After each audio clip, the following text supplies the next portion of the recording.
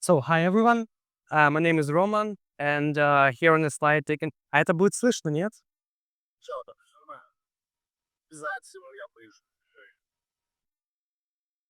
Hi everyone. My name is Roman, and here on the slide you can see a couple of companies I work for, FMCG consulting, and a couple of startup. And now I'm working as lead of marketing and operation in a small Bavarian company, and we're building e-commerce for an automotive industry. And topic of my talk today gonna be marketing is the first step in quality assurance, and both marketing and quality here will be discussed in a very broad sense. And first thing I have to say about me is that 7 years ago I knew literally nothing about marketing because my first degree was in quantum physics, and marketing for me was something like running an ads or creating a tagline, nothing else.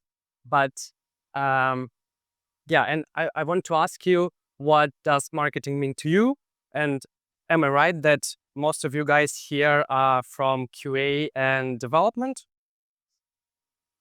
So this is most common answers for the question about marketing. This is stereotypes about marketing goals. So people usually name it: running ads, creating a tagline, catchy banner, or selling a product. It's partially true, of course, but um, now I understand marketing is a different way, in a more broad way. And now marketing for me is about research, is about understanding users, their needs, and how to meet those needs with our product or service.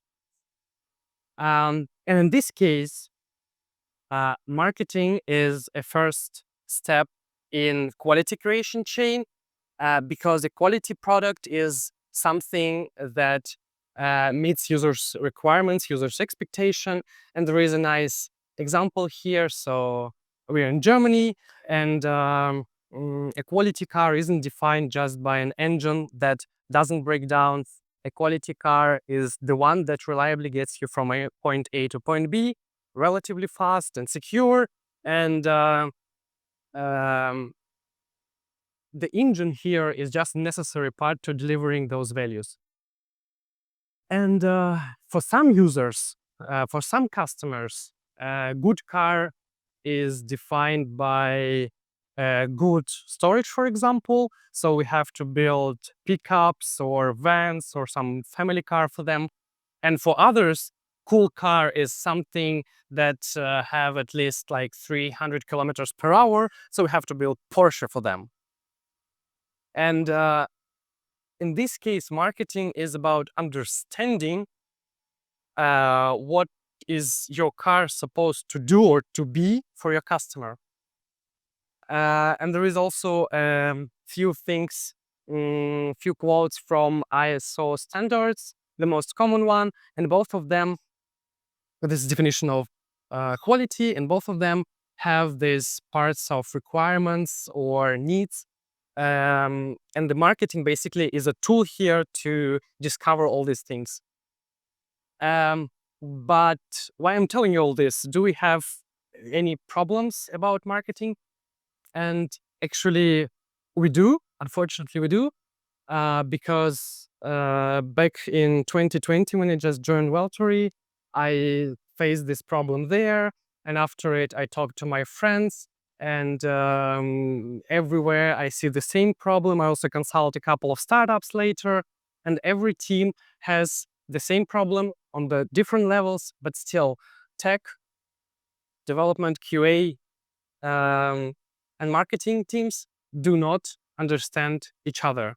And I believe that the um, this is really important to solve this, because the most common case is either marketing thinks that development or tech teams can just build something that allows them to solve the product, or and vice versa, developers think that they creating something unbelievably cool and marketing just can manage to sell it.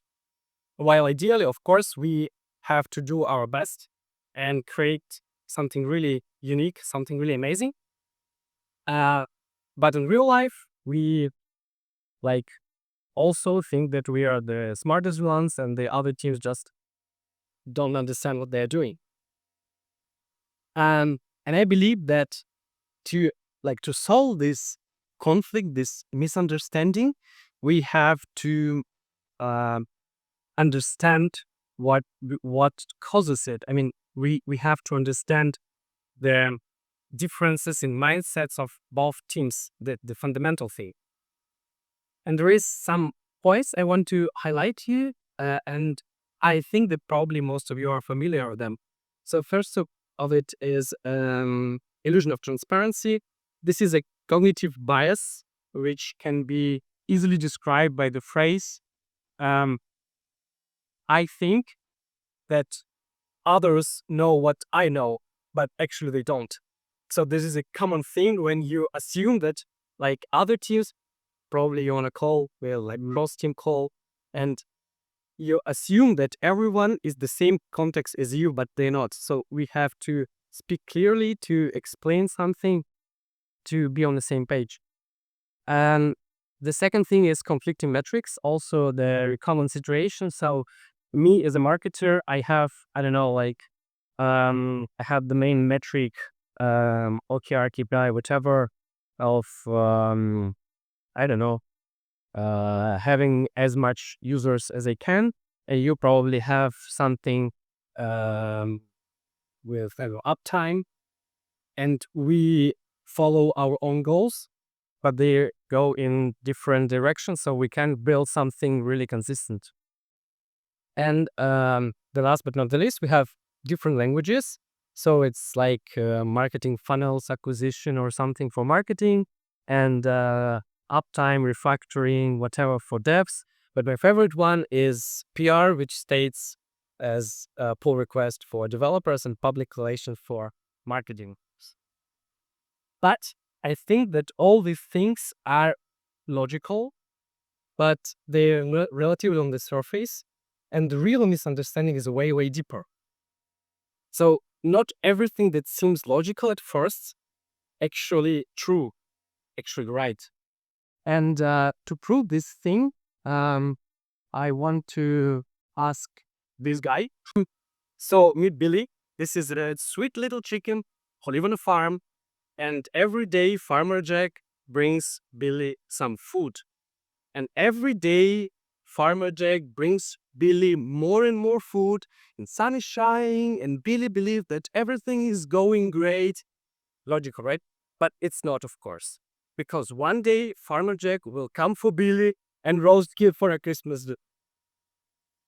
So not everything that seems logical at first actually right. And this was a fun part. And this is a real world example. So Wildtree, you can download it in your app store or Play Market, by the way. And this is health tech startup. This is an app which collects a huge amount of data from your wearable devices like this, from your GitHub. So more than 300, 400 source of data, even smart vacuum cleaner or something like this, and turns it into some actionable insights, and mostly in the metrics of stress, energy, and health.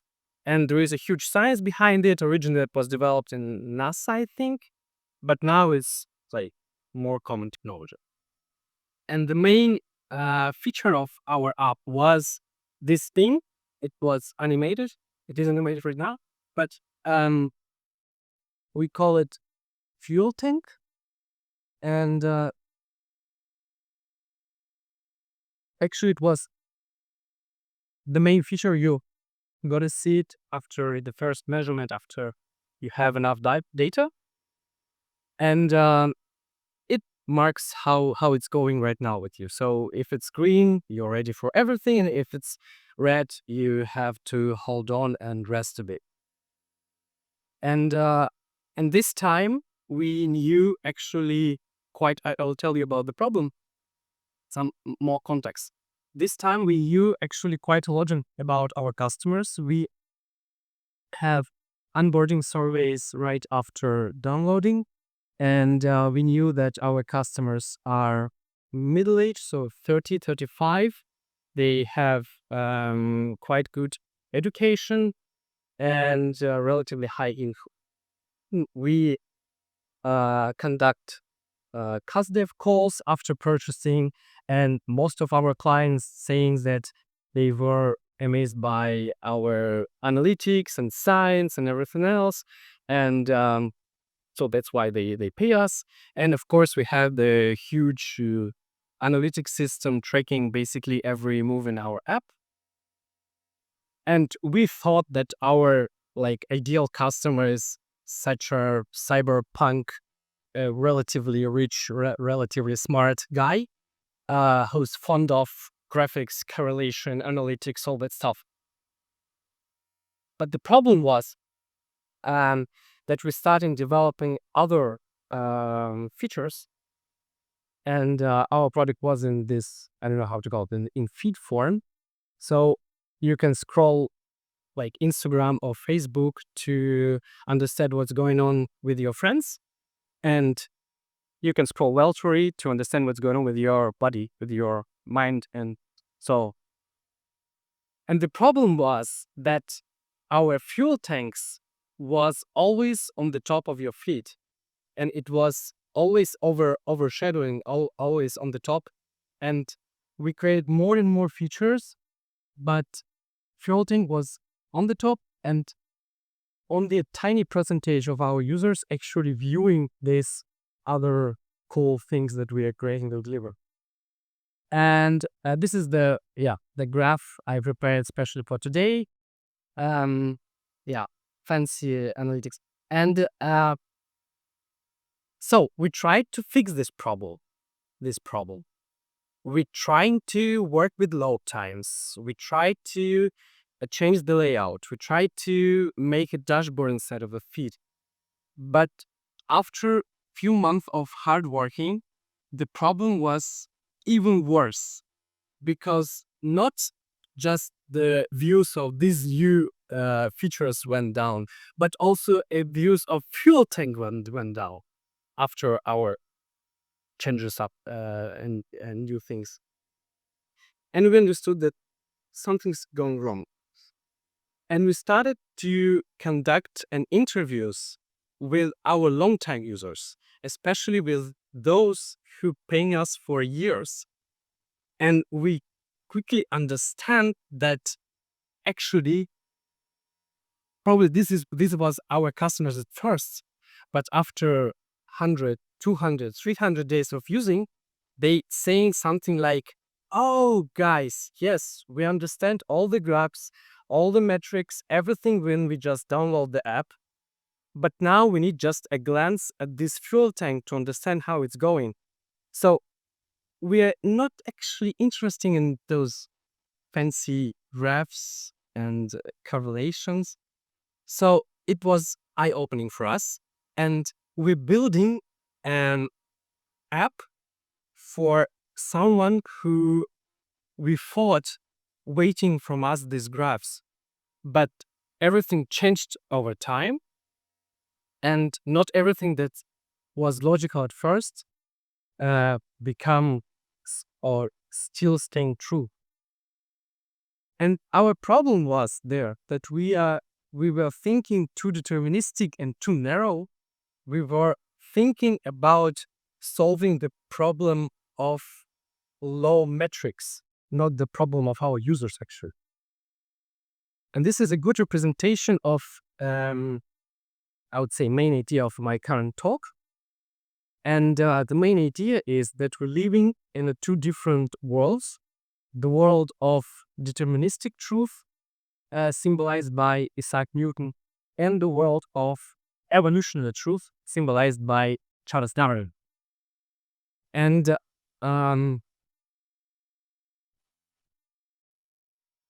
this is two different worlds.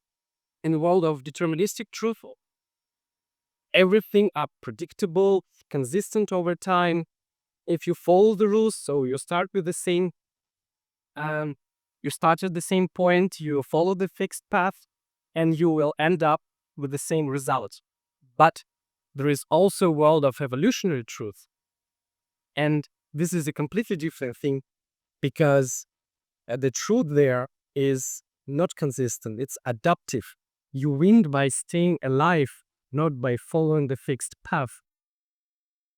And if you might already guess, tech teams live in a world of deterministic truth, in a world of code, in a world of math equations. But marketing lives in a world of evolutionary truth because marketing works with people and context of people, I don't know, like their mood, their behavior always change over time. And that's why our approach should be also adaptive and flexible. And the word alive here is extremely important because, like, I believe for guys, I don't know, for DevOps, for example, live product is something that runs on a production server. But for business, for marketing, live product that's still alive, is not just with something with good uptime or a few bugs. There is something that has their users, has, I don't know, like transactions, payments, something like that, retention. And as any living creature needs something to get information from the world to staying alive, um, any IT product or business, any tech service should also have this tool to get some information from the world, from their users. And my message for you today: collaborate with your marketing team to to listen what's really going on with your users. Yeah, that's why we need to talk, but there is a lot of talk here, and I think that you need something more concrete. And let's talk a bit about metrics. So metrics for a good marketing system, I believe that you are all aware of metrics of high quality development team or high quality DevOps, like, I don't know, uptime, mean time to react or something like this. But there is also a metrics for a marketing system in this broad sense that we discussed earlier. And the first thing is efficient communication. And I believe Veronica will tell more about after me. So every communication, both external and internal, should be straightforward, no encrypted, so understandable for everyone, and high speed. And by high speed, I mean, so if information occurs in some part of your system, it should be distributed as fast as possible through stakeholders or someone who need to know this information. The speed of Hadi cycles. So Hadi states for hypothesis, um, action, data, and insight. And basically, this is if marketing do something, they trying to test some hypothesis, but the most common problem, I would say, that they are not doing it is straightforward. How to say? So they doing it too chaotically, too random. So we tried this. Then my boss comes and saying, "Oh, I see this nice advertisement of our competitors is do the same." But you have to test something really data based. So your decisions, your hypothesis should be based or on some research. Relatively high share of successful hypotheses. So these things are also based on deep research of the market. So relatively high share of successful hypotheses might be like 5% for some industries and 50% for others. But as better you understood your customers, the more likely your hypothesis, your advertising, your communication, whatever, you're going to be successful. And high yield of extraction necessary information from non-successful hypothesis. Of course, not everything that you test gonna be cool. I mean, not everything that your tests are gives you more money or more customers or more users or whatever. But if you have the process of um, post-processing the results and extracting more information of something that doesn't work, you may increase the share of successful hypotheses. And this is very important. And where is the money? You may ask. I mean, like revenue. Usually, marketing or sales are responsible for the metrics of revenue or profits. And my thought here is we should ask where is the value? Because money is what we get in exchange of a high quality product that we deliver. If we create a value for our users, we will get some revenue in exchange. And yeah, the last slide and the last story. This is Andre. And after the case with fuel tanks that I told you already, we understood how important to talk with our long-time users. So we create the project of collecting testimonials, video feedback of our users. And this one I will show you now. I also show it during my annual company report. And up to this video, one of developers come to me and say it like, Roman, before I worked for a paycheck or for making tasks done in Jira, but now I will work for this guy. 20 seconds and I'll show you.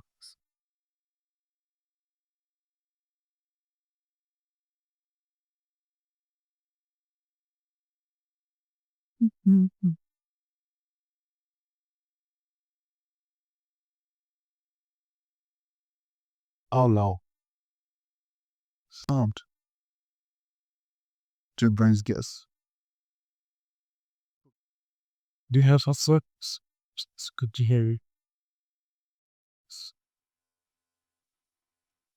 Mr. 1 seconds. That's great.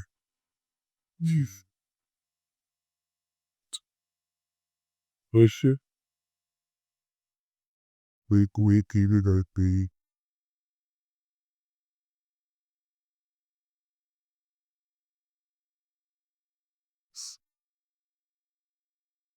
Neptune.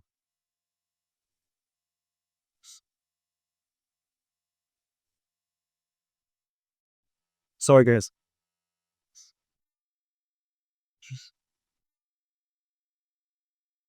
No.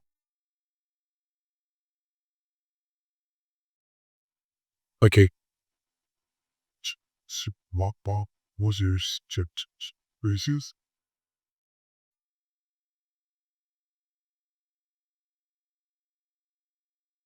Come on.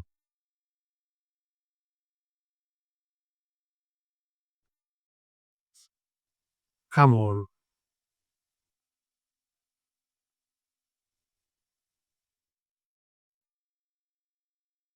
For speech.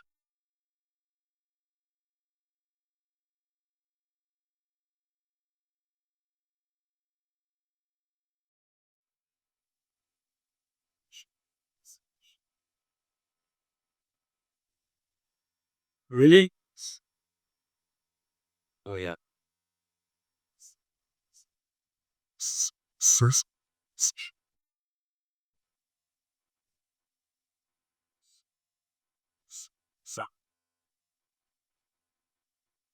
I see 10 years ago, I would diagnose her. Most with lupus SLE and mixed connective tissue disease with fibromyalgia and osteoarthritis. My newer doctor being dug and dug and dug until I started passing out. I started collapsing. One day I was home alone with my 9-year-old daughter and my heart stopped at 30 beats per minute.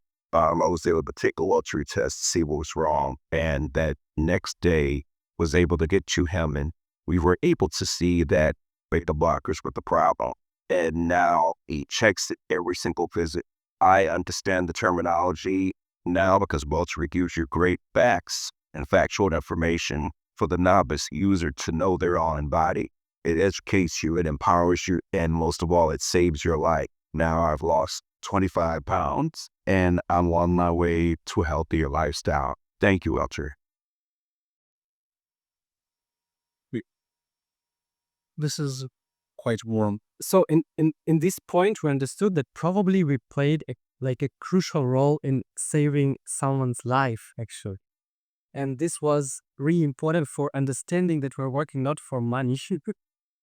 Yeah, that's all for today from me. And yeah, some questions. This is my LinkedIn.